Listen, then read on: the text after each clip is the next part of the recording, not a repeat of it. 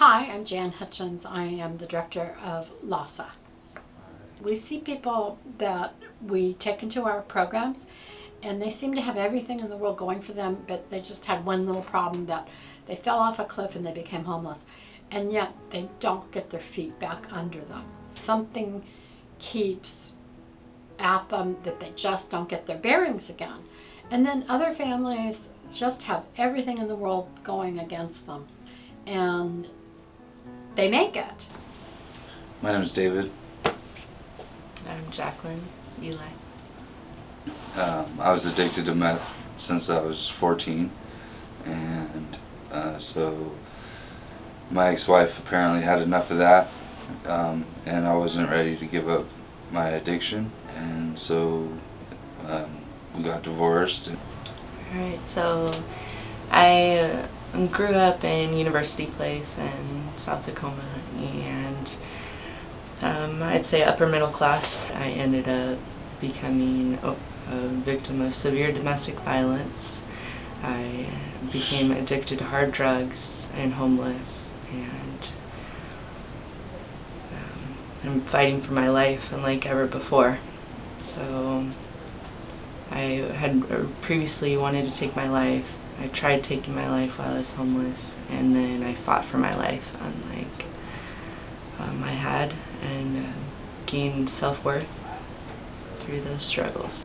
I'm Harold Schellbarger, and I've been with Lasa probably about a little over 2 years as a board member, and it's been a very interesting and enlightening experience. Unfortunately, I think people put homeless people into a category of why don't they get a job or something like that, and I think some people do want to be out on the street, but there are so many people I feel that really they'd like to have a job, they'd like to live a normal life, and they need help. I definitely wanted to quit. I also was tired of being hurt by people, tired of hurting, tired of being cold and hungry or hot and hurting physically from blisters on feet and living, in an unstable environment where every day is focused on survival.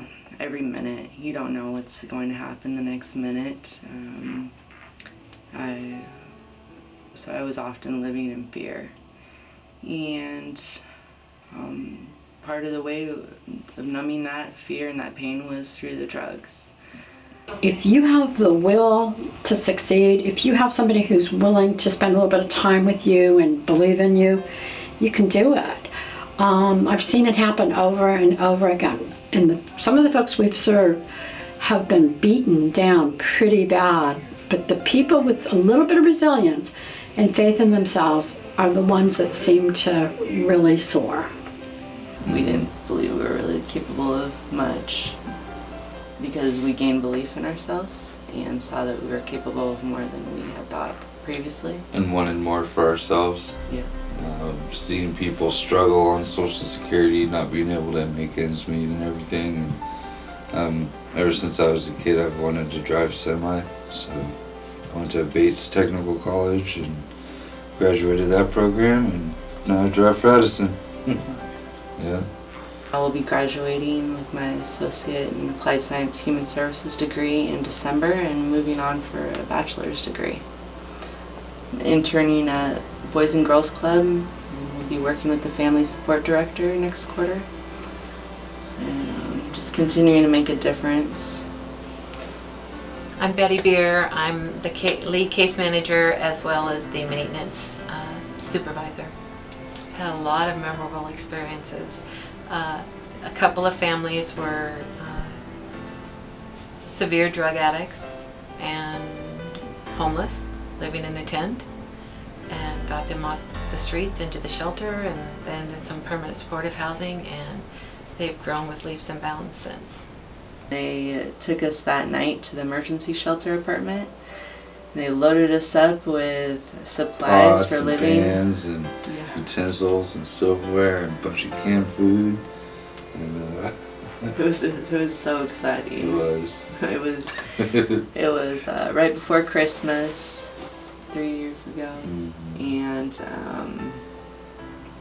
it was really exciting. So they drove us out there, and for the first time we had a key and an apartment to stay in. Oh my gosh, running water. Water, yeah. We had a structured environment to live in that helped us to gain structure in life and move forward that we had been lacking very much.